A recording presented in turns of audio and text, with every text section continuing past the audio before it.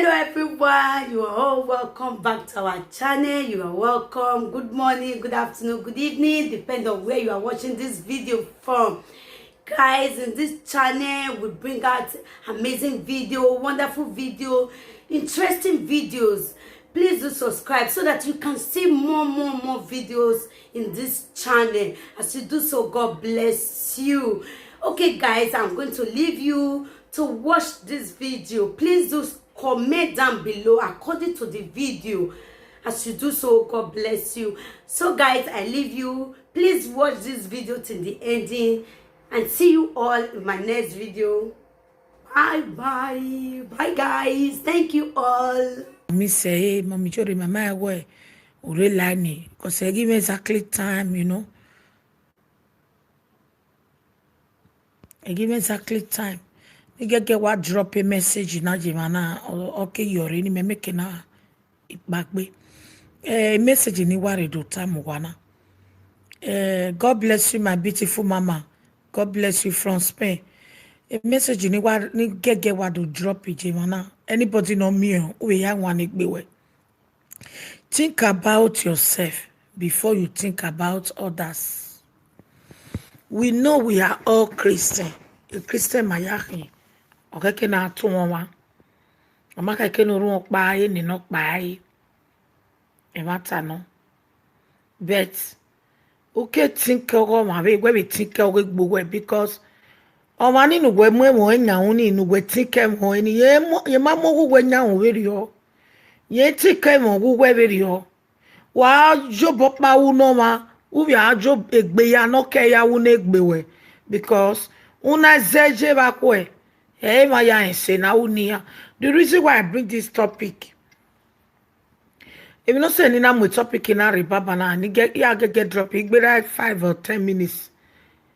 Oti makpa we yesu sele lokbia okbia ni we ni yen dokpa u se ni yen sele lo wadi yen yes amawa suffer le lokbia mu igo we ya ne je dagmo we ya su sele lokbia wa we agwo bia plan we be plan ijo we because agmo na fi wori e mani ragmo ya fi wori baba na ya fi wori ne agmo fi wori enu wa me 100,000 ogele wa mu 100,000 wa mu no pia we be reserve ne gbugwe wa we se no okay umwe mo ma nyahu we ma be mo ge ne gbugwe nyahu umwe go ma ni ga mu egboto ba ko to do ma su poloko o si e mejo ma gbe abi you no know supposed to know. So in that video na igwe ni wa we short, okay, when ni wa we short no matter me no really we am plan ni negbe we cause time no ri no ma o ma no seri no ma egbe be wo we are neru no saloba be wo no e wa ala lo ni so ma kian e wa spend go we ya no ma kian we reserve on egbe we because I mean no go ma rigo e ma soro e ti ma soro na su sele le be dene na ye gita ga su sele le ya ye gita we o a me ni jeru pon gwe ye ta okay mama no wa ko Igwe ni wa with the video kere. God bless everybody in the house. So I think we ya. Igwe ni wa we kere. No more live video today. Live video robe na because in appointment or you're in a ban do you moto mu here. Igwa ma appointment kakabo. Di ma we live video we na kweji. Akwe ma wa son and di na iwe son ga kwe. Imai shogi agala diabo gavan. Imai shogi agala diabo gavan because ni ena imo bori di egu wana we live video so do a confuse ma. Yan do atawa mo mi jore ma egu we live video ma egu ma wo no. O ma easy. Okay? Oga ko takpa ya na alaja so that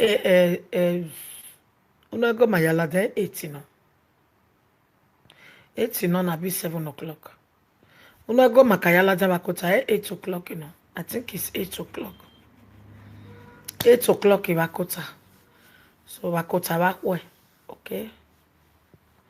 Etion salubwa. Wagba o gegbuwa o. Wa agba o go ma, we gba o gegbe we. Wa dress o ma, we dress egbe we.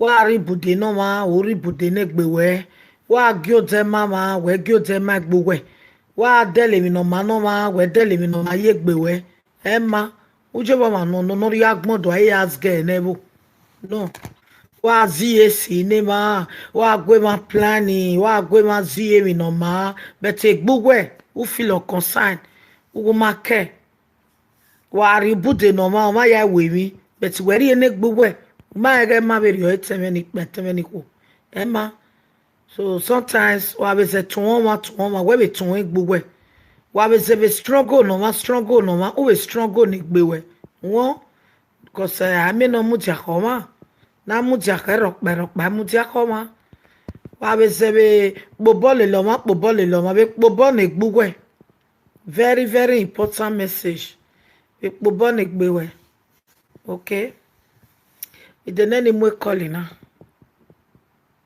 Hello, God bless you. Hello. Come on me, Osati weje lo ki lamogun. Osati wa mi je. Mommy ga to pe. Oba ga to pe. Ise. Ọmọ mi egbebe boje. Abe mo sa. Ọmọ mi. Mommy la wo boje me no ge la nirun jamais na me mommy o yan me wa te wiki we prayer la wo ni ya me na ya renew it. Eri oje o ma de week. Won eri oje even okay pastor ke ya me abi listening pastor so ri amita. Uma de week. Okay, God is your strength. Uma de week ke na pa we gbe kawe ba won no de week we prayer. O salobo no jima o ma mege ni gbe yawo e won de gbe ge be wo we be ni Jesu. Uga jame u me na ya kwa ga kawe ba won no nerun every day. Aga kawe ba won no ye pon me ge o saga be kawe ba won no mi no ma. E ti o sanu da si be ti ni ka wo ga semu. God, outside to work. USAJ no go sabo ade ba weje me no ki. USAJ weje oje baba. Osaloba no bi ma egbe ma wo e one day. So egbe ga be wo wa no we ga. Owo ma even ime no we total no we wi me ugben so. Oje ni we give up with prayer. But I give up in prayer only mommy where hero de Christian. Hey, so do I. Only me man there now. But for my own mind, he may register everlasting me sign a contract where Osaloboa ya gake yawo. Odosa ya gaje ke yawo.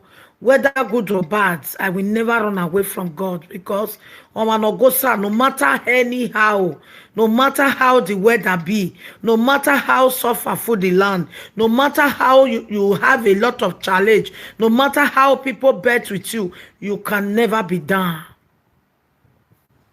You can never be down, my people. Oh, when I go wanukere, I told just because of you, that's what I told you. So, even gosa or no matter how police they monitor you, ya lele work here. We got Josaji or Megani lele work. So do I best friends here. No matter how or Sevilloma, ya pitted the lele work. Where okba ya like we bet one day Osaloba exposing or exposing my way. Okay, my way we ya na no lele here or ukbiya vone. They have to live your life alone. So no matter if you know really me, even though na pastor maltreat you, even though na me maltreat you, even though na prophetess na maltreat you, always stand by the road of God. No matter how government they tonton you, no matter how the mother of your children they tonton you, no matter how the father, the mother of your children they tonton you, no matter how you have problem with your family, always stand with God. Omanojegbe kosa ede ugajegbe komanagbon ude ugajegbe kebo ude ugajegbe ke government ude. God bless you. So let me go back to it's here where I'm a first class. Even in Rwanda government first class Europe. Me and we me Rwanda government. Adam yo me Rwanda government. We be Rwanda government. A class Rwanda government because I'm never so in Rwanda government. They are still doing business. The other government, so they are not working, but they are still doing business. You cannot tell me where Ige government in here wajeni ge nya ivaya shine. Ge nya ivaya be mansion. It's a lie. So do here meet a Tom and Robe government. Try no win a buy. Obey government in Unuje because wa mweti nyage government. You will lose.